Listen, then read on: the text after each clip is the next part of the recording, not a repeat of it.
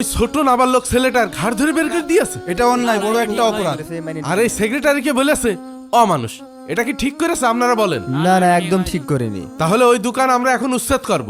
চলেন সবাই। চলেন ঠিক সবাই। আছে চলে, সভাপতি চাচা, এবার ভাঙতে হবে, করে কিচ্ছু থাকবে না দোকানে। আমার কাছে সিগারেট বেচানোর দোকান দিয়ে বেরিয়ে আসো। কি ব্যাপার সভাপতি সাহেব, সেক্রেটারি সাহেব? এ তো দেখছি আমার মসজিদের সব মুসল্লি। কি হয়েছে কি? আপনি কি করেননি তাই বলেন। তুমি আমার সিগারেট দাওনি। আপনি কিছু লোকের কাছে সিগারেট বেচবেন আর কিছু লোকের কাছে বেচবেন না, এটা তো হতে পারে না। সমাজে থাকলে সবার কাছে বেচতে হবে। আচ্ছা, একটা জিনিস আমি কিছুতেই বুঝতে পারছি না, আমার দোকানে আমি সিগারেট বিক্রি করছি, এটা আপনাদের কে বললো?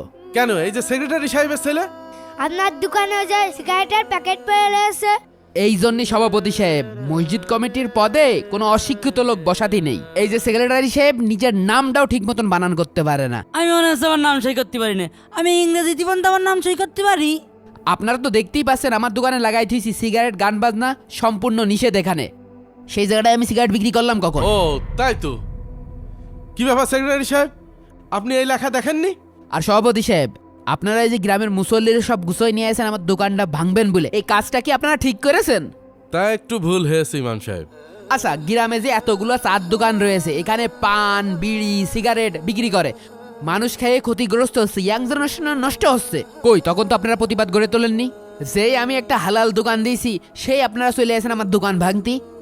আর সভাপতি চাচা, সে আমাদের মসজিদের সেক্রেটারি, তার কি উচিত হয়েছে এই মাসুম বাচ্চাদের হুজুরের দোকানে বিড়ি কিনতে পাঠানো?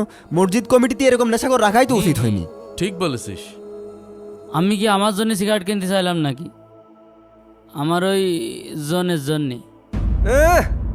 জোন তোমার ভ্যানসন সিগারেট খায়।